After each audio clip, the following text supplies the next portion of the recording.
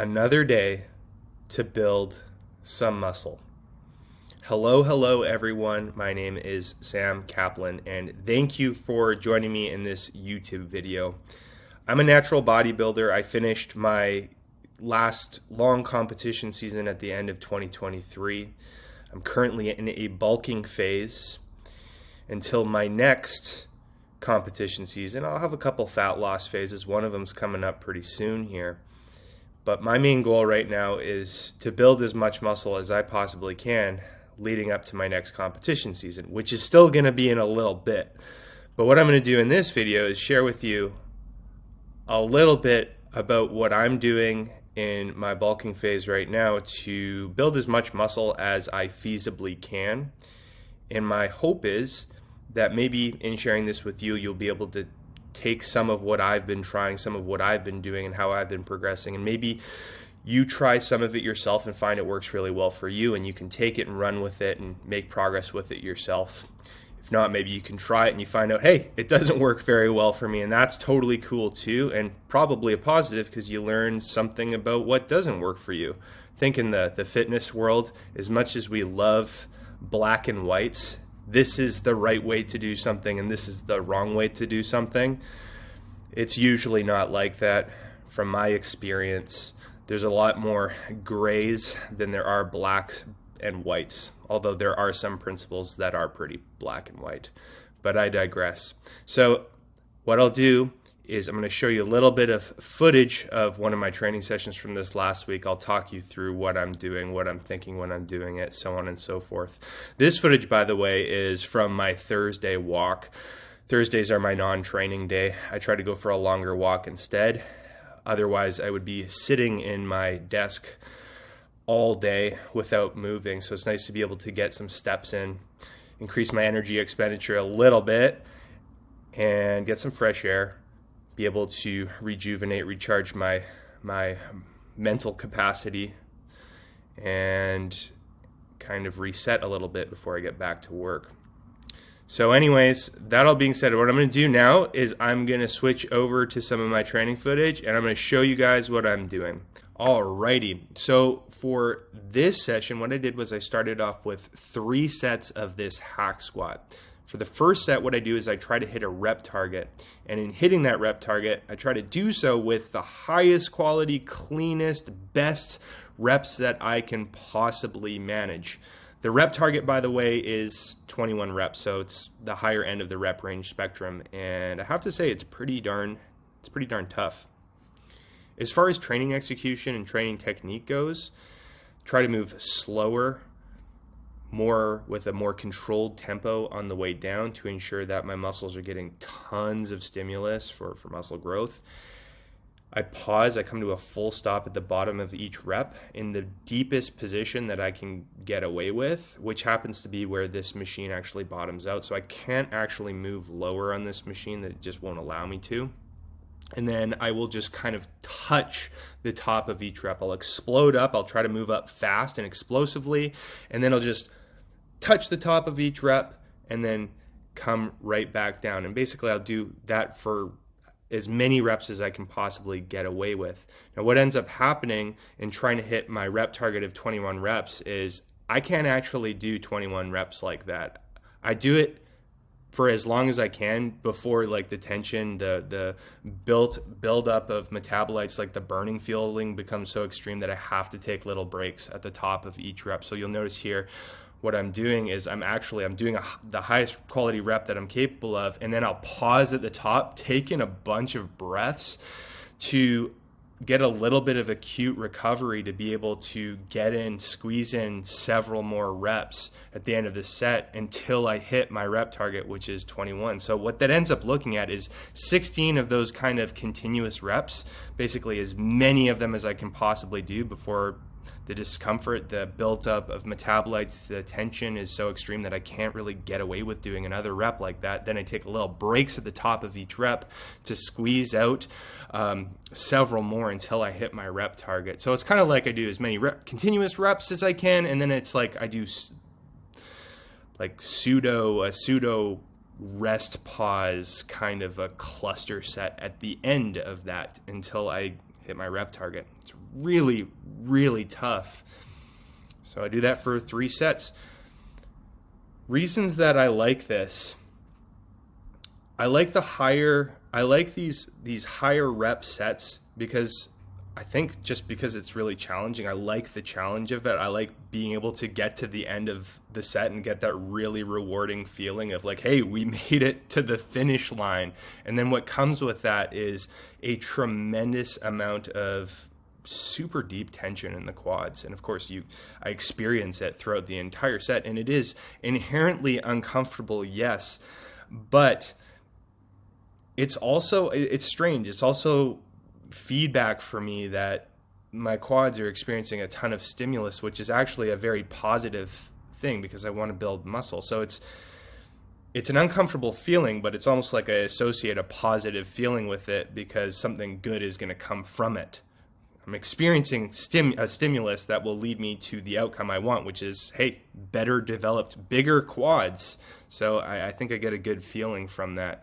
And then, hey, on top of that, I get a pretty big quad pump at the end of each set. And I have to say, it's kind of cool.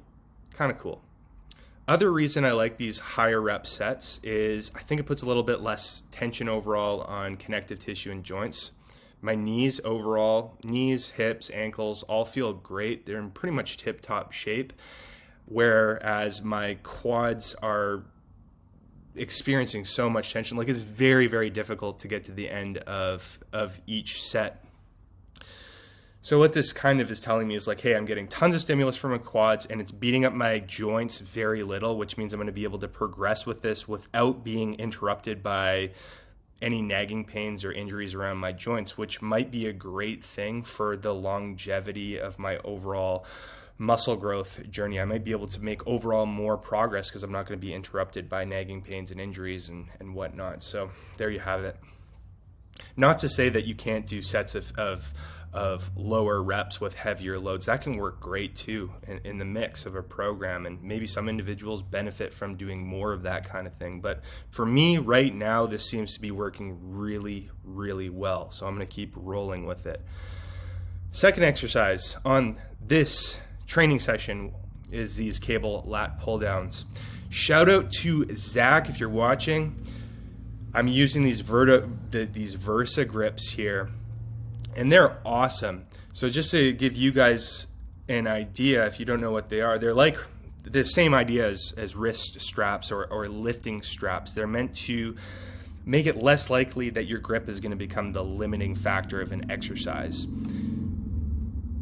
The Versa grips, the material is a little bit different than standard lifting straps. It's a little bit tighter, and the way that they work a little bit differently, they just lead to like at least a little bit of a tighter, more stable grip. And I'm finding that they're just they're just a little bit more effective than the lifting straps. It's really ensuring that my back is the limiting factor of the exercise, which I want it to be, instead of my grip, which would sometimes still happen even with the standard lifting straps. So they seem to be doing the trick. Now, next exercise, trying to hit the delts here. Some more good old-fashioned lateral raises. I'm doing this on an incline bench, leaning back. The angle is a little bit different than if I was sitting completely upright or standing upright. Angle's a bit different. I think I'm overloading a different part of the range of the movement than if I was sitting completely upright, which might have some benefit with doing it like that. But the main reason I'm doing this is because of the feeling that comes with it. I'm connecting really well with my delts performing them like this, which is definitely a big bonus for me. In the past, I have struggled to feel my delts when I'm doing something like a lateral raise, and I'm finally feeling like over the past several months that I'm really becoming more efficient and more skilled to be able to do this exercise to actually effectively build muscle and not just kind of do the Flappy Bird throwing weights around thing. When I was younger, man, my technique was not good with these. I'm glad I don't have any videos to look back on, but I know I used to like get up to throwing around 50, 55 pound dumbbells, which is hard to imagine. Not with good technique, but I used to do that. And here, like, I'm just using 20 pounds and they're tough as heck. So it goes to show that I think my lifting skill efficiency has improved quite a bit since throwing around those 50-pound dumbbells. I do this, by the way, as like a compound superset. So you see I just like put down the 20 pounders, grab the 50 pound, or yeah, this was 50 pounds, and started doing the overhead presses. The idea with this is I pre-fatigue my delts doing the lateral raises, and then going into the overhead press, my delts are already tired, so I'm basically ensuring that my delts are going to be the limiting factor of the exercise, versus if I just went straight into this without pre-fatiguing my delts, it could be the case that my triceps might be the limiting factor of the exercise, which isn't the worst thing in the world. My delts would still get a good amount of stimulus, but they wouldn't be the limiting factor of the exercise. And then you might question, well, is there a better, more efficient way of training? And the answer is, well, hey, maybe this might be that more efficient way. And of course, the feeling of tension that comes with that is, my goodness, it's tough to beat for the delts by the time I get to those last couple reps. The burning, the tension it's nearly unbeatable. Next exercise I did here, these cable rows. They're overhanded a little bit. I grab just outside of shoulder width, and I pull on the higher side. So I guess you'd probably call them a cable overhand high row. I'm trying to target my inner upper back muscles, one of the areas that I'm trying to build up, or I'm trying to bring up between these competition seasons. So I'm trying to focus on that musculature a little bit. And to be honest, since I've started lifting weights, this might be one of the first times where I've actually made a good connection with my muscles doing this exercise in particular. I'm really feeling it in like my trap 2s and 3s. That's where I think I'm feeling it, especially when I'm in that stretched out position, which is really positive. Ending the set here with this cool incline chest press machine. It's what you would call a convergent chest press machine. You can see that the handles move inward as you press, which is great. Funny enough, out of the 3 chest exercises that I'm doing in my program right now, this one is my least favorite. I'm also doing a slight incline dumbbell chest press, as well as the cambered barbell bench press, which I absolutely love. So those 2 exercises, holy moly, I connect well with them. I get a huge stretch at the bottom of each rep, just a ton of tension on the chest. This one is like a step down from that. I don't quite feel it to the extreme that I do with those other exercises. Now, that doesn't necessarily mean that I'm getting maybe less stimulus for muscle growth. Like, I'm still feeling it, and I'm still getting a good pump at the end of every set. It's a challenge. It's a struggle to get to the end. I'm getting pretty much to 1 rep from failure, if not 2 failure at the end of each set here.